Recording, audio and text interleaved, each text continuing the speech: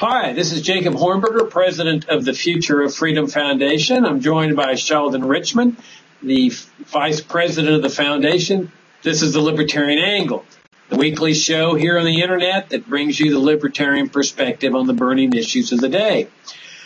Thought we'd start out, Sheldon, talking about the Hobby Lobby contraceptive case. I thought you wrote a great article on it, so I thought I'd toss the ball right over you. Tell us a little bit about what the case is about, and then I'll weigh in after you tell us a little bit of the facts of the case. Sure. It's not really very difficult when you get right down to it. The Affordable Care Act, known as Obamacare, that was passed in, 2010, mandates certain things about insurance policies. There needs to be, the government has now set, the Health and Human Services Department has set sort of a basic standard for all insurance, medical insurance policies that employers have to provide, and also if you're in the individual market, that insurance companies have to sell to people who are not getting it through their employers. And one of the things, which will strike, of course, libertarians very odd immediately, is that things that have been designated as preventive services, preventive care, whether devices or services or, in some case, pills, must be free of charge. We're not talking about the context of employer provided. I'm not sure how this applies exactly to the individual's policy, not outside of employment. But the employer policy must provide this set of preventive things free of charge to the employee. There can't be any co-insurance, sharing, premium sharing, no split. It has to be free, which means if the employer has to buy it from the insurance company, like a rider to include these things, then the employer has to absorb the cost. Now, this includes things like, colonoscopies and pap smears and breast examination for cancer and probably prostate examination for men. So, I don't know the whole long list, but one of the things is contraception, FDA-approved contraception. So I think this, by and large, applies to products and services and devices that women typically use. There became a controversy immediately when it comes to the contraception issue with religious organizations that might have a religious conviction opposed to contraception, or specifically the kinds of contraceptives that some people believe are equivalent to abortions, known as abortifacients, like the morning after pill, which prevents implantation of a fertilized egg. So some people, and I'm not up on the science of it, I'm not going to make any judgment, some people who oppose abortion but don't oppose contraception oppose these abortifacients because they believe they're actually a form of abortion, not contraception. So the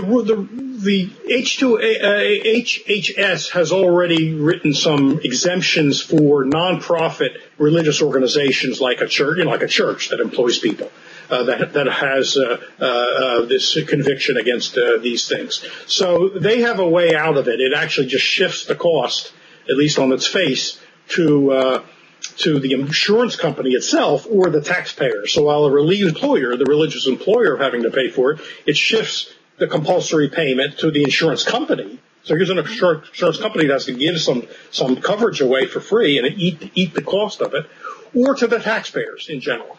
But it didn't say anything about for-profit companies. So three that actually were defendants, but let's call them plaintiffs for the sake of this. Hobby Lobby, a book chain that's owned by the same family. Hobby Lobby is what's known as a closely held corporation. It has shares, but I guess it's basically held by the family involved. Then they have this chain of books, I think, in bookstores in Michigan. And then there's some Pennsylvania woodworking company.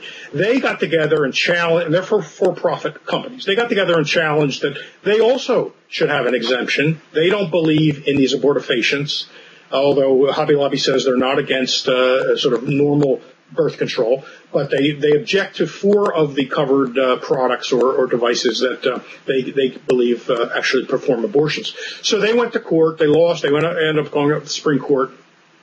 claiming that they shouldn't have these owners of these companies, even if they're corporations in some sense. They're not they're not sole proprietorships, they're not partnerships. They are organized under the corporation laws, but they're closely held corporations. They're not traded on the stock exchange. They said they also ought to be exempt. And of course, this is a very polarizing issue, because you have people claiming religious liberty under the First Amendment, and also the Freedom of Religion Act that was passed in response to a Supreme Court case some years ago by Congress. And then on the other side, you have the advocates who want to interpret this as a pro or anti-contraception matter, and so they fought it out. The Supreme Court last week ruled 5-4 that Hobby Lobby and the other two parties would prevail, and that the government can't force those owners and owners of closely held corporations to provide contraceptions in violation of their religious convictions. It apparently doesn't apply to regular corporations that are just openly traded. So there's a lot of arbitrariness. It only applies to a certain subset of companies. And I'm sure there'll be more fights in the future. But, of course, this is being taken as a devastating blow to the freedom of women to use contraception. And the other side is interpreting it as a victory for religious liberty. I think there it is in a nutshell, or something larger than a nutshell. Well, how much of this is attributed to what the government did in creating this perverse system where employers are because of tax reasons, are providing health insurance for their employees in the first place? I mean, it seems to me that when they provided that tax benefit, that in itself produced this perversion where instead of people just buying their own insurance policies and paying for whatever they want, you've got this weird system where employers are providing health insurance for their employees, and then you get all the complications with employees that are leaving. But isn't that a part of what's going on here? Yeah, it's a part of it, although let's be clear, it's not the entire thing, because if you go into the private market or one of these exchanges where you're not getting your insurance from an employer, you just venture out yourself into one of these exchanges, which is, of course, a government thing, and you buy one of the policies that have to qualify under the standards, that also will include free so-called preventive services, free. In other words, the company can't charge you. So it's not entirely the creature of that, but that's a big part of it, right? Because this was explicitly an employer saying, this violates my religious principles. Why should I have to pay for it? So, yeah, you've hit the nail on the head. The whole thing is a creature of the corporatist medical system, corporatist medical system that we've had even before Obamacare. Obamacare aggravated it, but it did not create this. Let's remember that states for decades have been passing mandates that insurance companies therefore had to include in every policy, which of course makes policies more expensive. But now we have a new mandate at the federal level saying you can't charge the policy holder, in other words, the individual person who's insured. You're not allowed to charge that person for these features, these extra services, which maybe some people would choose not to even buy. I mean, one contention I've made, which is, people don't really want to respond to my point, but I've made it over and over, and others have made it, is contraception is not an insurable event. I mean, insurance, they've emptied the word insurance of all of its meaning. Insurance now just means, how do I get someone else to pay for something I want? Insurance used to mean, how do I hedge against a risk, which is not very likely to happen, but if it happens, it will be financially devastating. That's when people buy insurance, when it's a free transaction, right? You wouldn't buy insurance for needing a haircut, okay? Because that's a certainty. You don't buy insurance against certainties. And so using birth control it's not something that happens to you. It's something you choose. And of course, I believe people should be free to choose that. And they should also be willing to pay for it, pay for their choices. But it's not an insurable thing.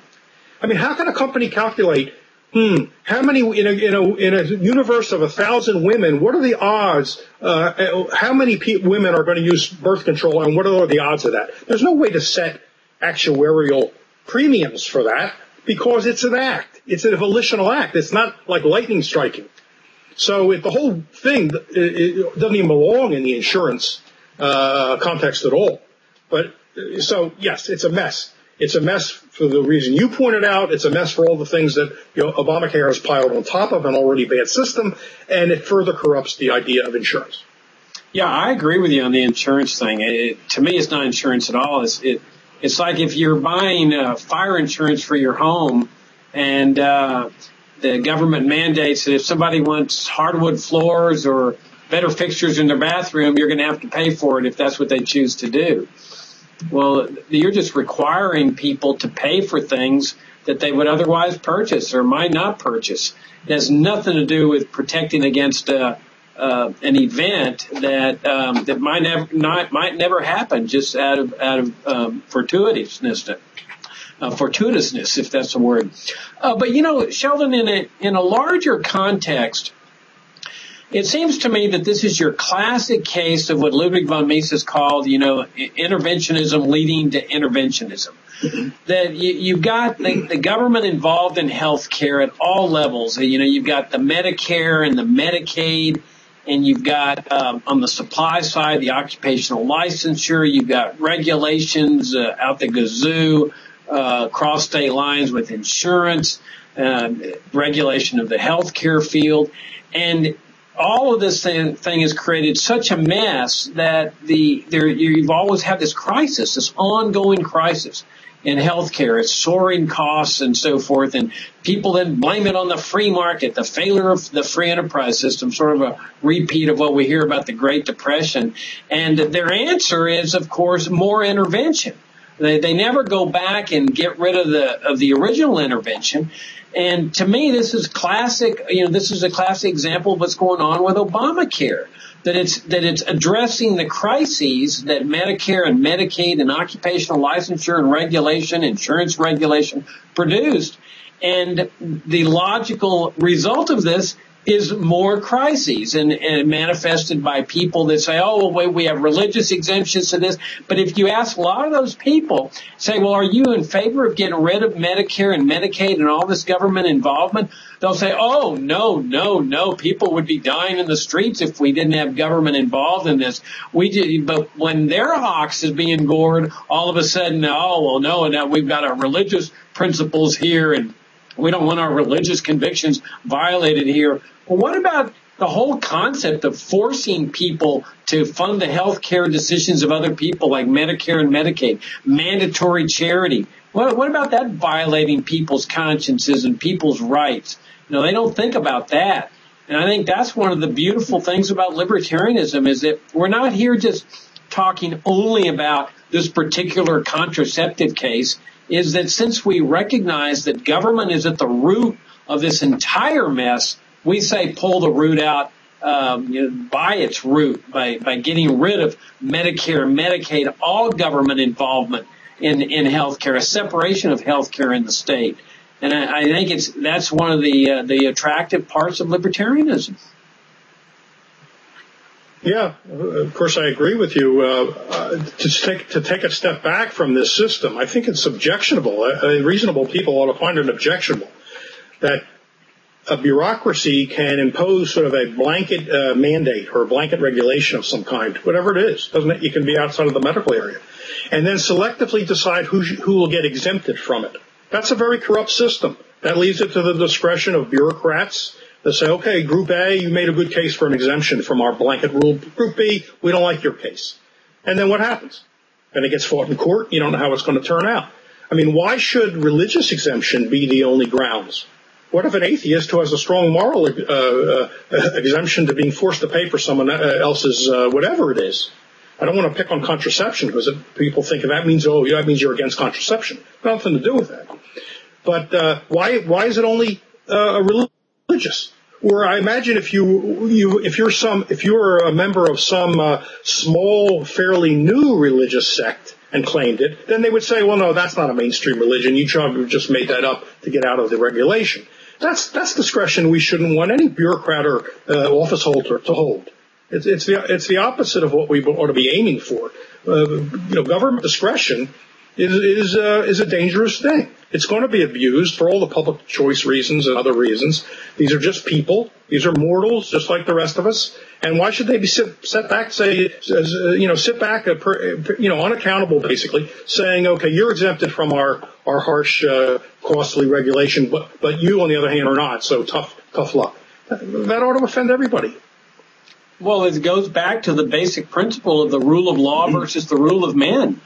That the rule of law is a society in which people look to the law and they say, okay, what does the law say? And then the law applies across the board, as compared to the rule of men, which is really little dictators making all these decisions on an ad hoc, arbitrary basis. And people have a very difficult time planning their personal lives and their business lives when they know that some bureaucrat can change the rules whenever he wants, just in an arbitrary ad hoc manner. And I think you're going to see a much bigger mess coming out of this, in large part because of what you say, is that people have all sorts of convictions. It doesn't necessarily have to be religious. Why should a great big corporation that's publicly traded, why should they be treated to a different standard than a small family-owned corporation? How are they going to justify that? Corporations consist of people with religious perspectives, board of trustees, board of directors. They have religious convictions. The CEO might have a religious conviction. And so I got a feeling this thing's going to be like every one of these other interventionist socialistic type programs. And I don't use this term socialistic lightly. I mean, if you look, Americans, they like to think of themselves as this big free enterprise paradise. I mean, that's the indoctrination we all get in the public schools, that America's a free enterprise system and so forth. But if you go to Cuba, and I've been to Cuba, you'll know that the pride and joy of Fidel Castro's is healthcare system, where the government provides free health care for everyone in society. They're proud of their healthcare system. The doctors work for the state.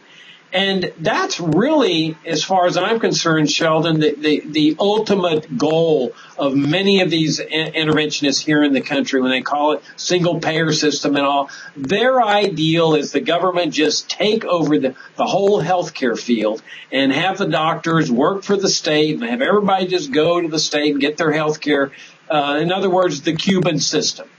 And they won't be honest about it. They'll keep couching it in terms of, we got to preserve our free enterprise system and so forth. But that's what I think Mises was saying, is that one intervention leads to more interventions until finally the government has taken over the whole field.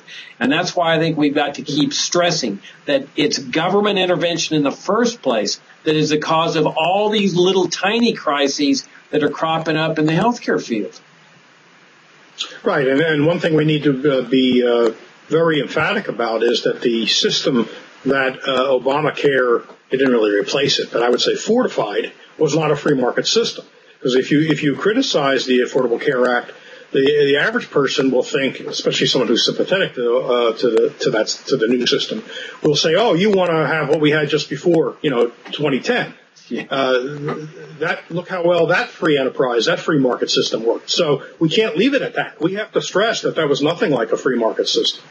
The other thing is, you alluded to this in the beginning about making people dependent, for the most part, on employer-provided insurance. Like you said, that came out of World War II when wages were frozen by the government. So companies were looking for a way to attract workers. And the government let them give health benefits without counting it as taxable income. And so and then that became formalized by the IRS, I think, in the 50s. So that's now that comes out of tax pre-tax money.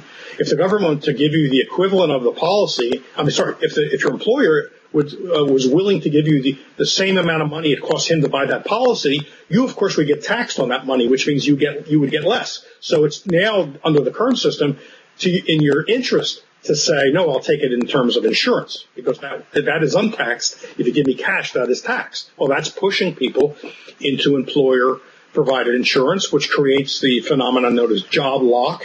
You're afraid to leave a company. You may not like the job. You may know there's a better job. However, the loss of benefits, or maybe you won't get coverage right away on some condition, keeps you in a job you'd rather not be in. That gives an advantage to an employer.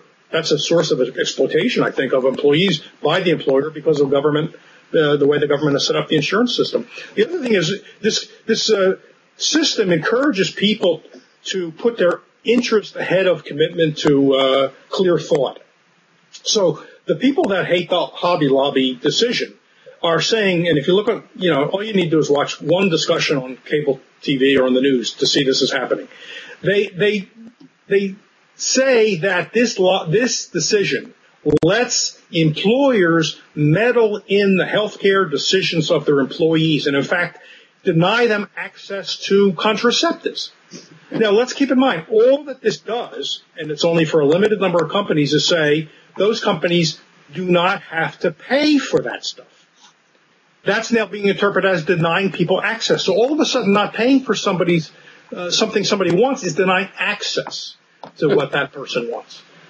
So my employer, won't pay for my Rolls Royce. So my access to Rolls Royces is denied. Now, I'm not trying to make light of it. People say, well, wait a second, we're talking about contraception. That's more important. And I'm not denying the importance of contraception. And so my example is not to be frivolous, but I'm trying to get at the principle. People now stop talking about, A being forced to pay for B. Instead, it's A is denying access to B, or A is imposing his religious convictions on B. How is that? If I don't want to pay for someone's contraception, I am not imposing my convictions against contraception, if I have them, on that person. I'm just not paying. And yet all that now has been, jumbled up, and we only talk about access. Maybe contraception is very expensive. There's different forms. Some's cheaper than others. I'm not going to deny that it can't be expensive. But what's that got to do with it?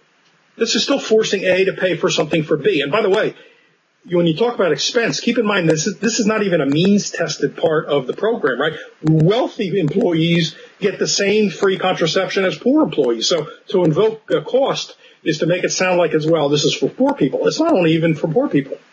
I wouldn't be in favor of that, but it's not. It's for everybody. If you're an employee, then you have to have someone else pay for your contraceptive devices, as well as all this other preventive stuff. So it's very corrupting just in our ability to think about things.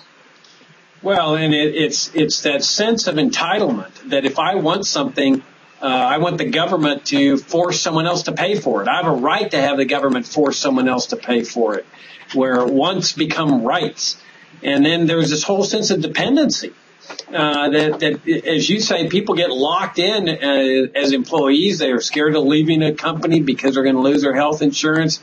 So you have this immobile workforce that certainly makes things inefficient in a society. It's like the old European system where everybody just stays in the same job for the rest of their lives, and rather than moving upward.